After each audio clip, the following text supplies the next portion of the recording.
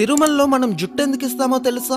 మొట్టమొదట వెంకటేశ్వర స్వామి ఒక చీమల పుట్టలో ఉండేటప్పుడు బ్రహ్మదేవుడు ఒక ఆవు రూపం దాల్చి రోజు ఆ చీమల పుట్ట దగ్గరికి వచ్చి పాలిచ్చేవాడు. అది గమనించిన ఆవుల కాపరి ఈ ఆవు మీదకి తన గొడ్డల్ని విసురుతాడు. అప్పుడు వెంకటేశ్వర స్వామి ఆ ఆవుకి అడ్డంగా నిలబడతాడు. దాంతో ఆ గొడ్డలి వెంకటేశ్వర స్వామి తలకి తగిలి రక్తం కారి దెబ్బ తగులుతుంది. కొన్నాళ్ళకి ఆ దెబ్బ అయితే తగ్గిపోతుంది, కానీ అక్కడ వెంట్రుకలు మాత్రం రావు. ఒకసారి వెంకటేశ్వరుడు కొండ మీద పడుకొని ఉండగా ఆకాశ మార్గంలో వెళ్తున్న నీలాదేవి అనే ఒక గంధర్వ కన్య వెంకటేశ్వరుని చూచి కిందకి వస్తుంది. తలకి తగిలిన దెబ్బని చూసి ఎంతో బాధతో తన తల నుంచి కొన్ని వెంట్రుకలను తెంపి వెంకటేశ్వరునికి ఇస్తుంది. అప్పుడు వెంకటేశ్వరుడు ఇలా చెప్తాడు, నా అందం కోసం నీ అందాన్ని పాడు చేసుకున్నావు కదా, కలియుగంలో కొండ మీదకి వచ్చిన నా భక్తులు తమ జుట్టుని ఇచ్చే సంప్రదాయం మొదలవుతుంది. ఆ జుట్టు యొక్క శక్తి అంతా వేరే భూలోకంలో ఉండే నీకు దక్కుతుంది అని చెప్తారు. ఇంతకీ మనం తిరుమలలో ఇచ్చే మన జుట్టుని ఏం చేస్తారో తెలిస్తే కామెంట్ చేయండి. ఒకవేళ తెలియకపోతే గోవిందా గోవిందా అని కామెంట్ చేయండి.